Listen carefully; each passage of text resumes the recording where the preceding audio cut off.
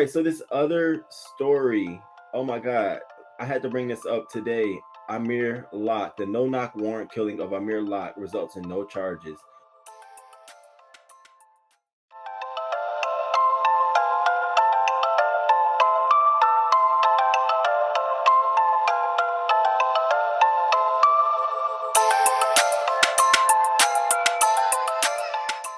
This young man was laying on his couch in his house, and he was faced with the no-knock warrant. Now, the no-knock warrant was actually for they're looking for his cousin. His cousin was apprehended and being charged for the murder of someone that his cousin was involved in. Unfortunately, I guess they thought his cousin was in the house or there, so they came, knocked on the door, and shot this man. They say within like the first 5 minutes because they saw him pull out a gun and a weapon. Now, he was sleeping on his couch. So you think about it with these fucking no-knock warrants. You're sleeping on your couch. Somebody comes to your door. You know, I don't know if he's a drug dealer or what kind of lifestyle he has. It don't matter to me. Somebody knock on your door and just bust in. You grabbing your closest weapon. And because you've done so, you have now, your life has been taken. So I wanted to share this with you all, and here we go with this no knock shit. I'll have more details on next week on next week's local news story, but be pressing charges against the police officer who shot and killed Amir Locke while executing a no-knock warrant. His family speaking this morning, and Alex Perez has the latest. Fallout after authorities announcing the officer who shot and killed 22-year-old Amir Locke while executing a no-knock warrant will not face charges. I am not disappointed. I am disgusted with the city of Minneapolis. Minneapolis police say Locke raised his gun in the direction of SWAT team officer Mark Hennepin. Amir Locke was holding it by the butt of the gun in a shooting position, although his finger was not on the trigger. That gun was pointed directly at Officer Hennepin. Moments later, Locke killed. Body camera video shows officers using a key to quietly enter the apartment, then announcing themselves.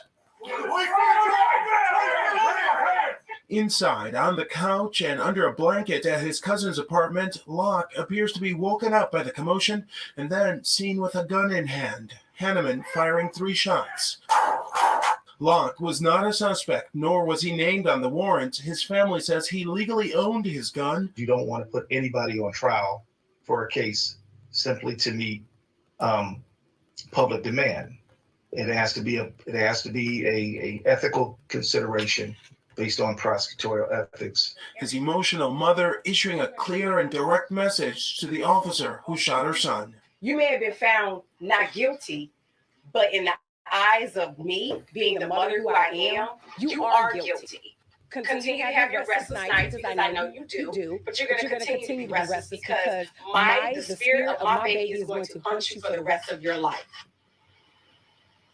And prosecutors who review the evidence say there were no charges that they believe would hold in court. Locke's family says they still intend to pursue a civil suit. Robin? Yes, they do. All right, Alex, thank you. Very crazy story. Very, very sad. Very, very sad. Let me read this one bit of details I want to share with you all is that Locke was not named in the warrant, but his 17-year-old cousin, Makai Camden Speed, was. Speed was recently apprehended and charged with 2 counts of second-degree murder. The charges were in relation to the killing of a 38-year-old Otis elder who was fatally shot and left lying in the street in what authorities believe was a robbery.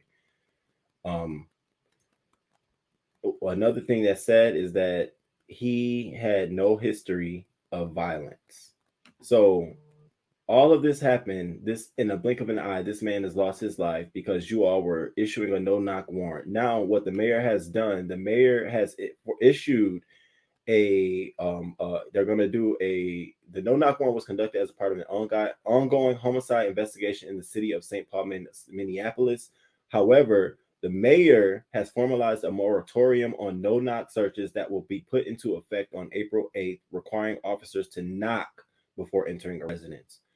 While the police department has referred to Locke's no-knock entrance as necessary, saying the officers involved were searching for multiple suspects.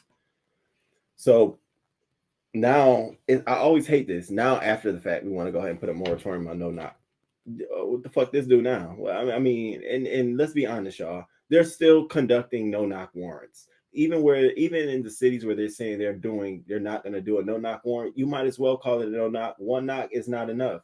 We did not, and then we went in. Fuck that. That to me, it still needs to be laid out. There needs to be some more context behind this no knock warrant, and then when you remove them, what does that look like? What becomes the replacement? Because if you say now they must not, because I've heard and seen instances where they say they knock and it's only one, it's still not enough for a person to realize that it's the police or someone else. It's not a danger or a threat. And these knocks are not just they're police, open up. So a lot of this stuff has to be it's part of a system. It's a systematic approach, I think, that you have to look at. But this right here is very, very shocking because the young man was literally laying on the couch, clearly, as you can see, phone sitting there charging. You know what I mean? Now the reason he got a gun next to him like that is still up for debate, but that's not a part of their reason for coming in that house, and that's not a part of this situation.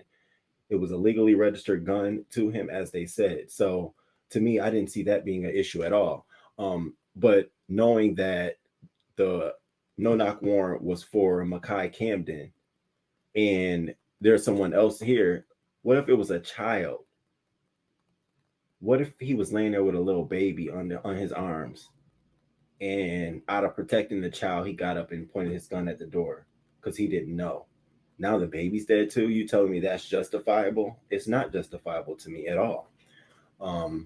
So we're definitely gonna hear more details about this story. It's definitely more gonna come out about this. Oh, it's about to be something out there, baby. I'm telling you. And that mother she meant what she said. You may feel clear, your spirit may feel clear because they're not gonna charge you, but you're gonna be haunted for the rest of your life for my son, because my son did nothing. He wasn't even involved in this situation. You know what I mean? It's almost like, damn, you don't even want to stay at your cousin's house. And that's why, the other lesson is you got to watch the crowd you keep. You got to be careful around who you're around, because you never know the shit that they're in, how it may affect you or rub off on you. You really don't, good or bad. You always have to know. You always got to be mindful of that. Does that justify him being killed? No. Black Lives Matter could have fought harder for no-knock warrants to be repealed. No-knock warrants are what police use as a legal way to kill Black people. Whites and others don't get this treatment. Yeah, it's definitely something that needs to be pushed to the top of the agenda of a lot of organizations too. Very sad. Yeah, that's so sad. They should have used other tactics, especially when there's multiple folks in the house, in the residence, and you're unclear of if they're minors, if they're involved, if they're not involved. Every officer should have their face off the media. That was a senseless killing. Why not pick these criminals up during the daylight hours? What happened to surveillance? Karma Cartel, his cousin need to feel responsible too. He should not have robbed and killed that man. When karma come back, you don't know how it will hit. There you go, Karma Cartel. That's absolutely true. That's absolutely true. That's messed up on all ends, and the cops wrong. Why raid Blacks' homes in the wee hours of the morning? Why y'all in the military for one person? Sad. Hey, Zap. Good morning, Zap. Good morning. Good morning to you. Hope you feeling good this morning. Happy Friday to you. Happy Friday, bro. Black girls cold facts. Good morning. Yep. A damn shame. Yeah, it's a senseless killing. So I'm gonna get more details, because the weekend is gonna give us more details about this case. And so by next Wednesday, I should have a little bit more as to the video footage. Some of the video footage of when he went in there, as well as some of the statements from the officers. But they're saying they're not going to charge him. His attorney they're going to investigate, but they said that they don't have anything that's going to stick, because again, they're protected under this. It was a no-knock warrant, and they felt threatened, and everything else from there becomes a matter of following protocol. And as we see, this is what happens. So I'll stay tuned to it. I'll keep you all posted.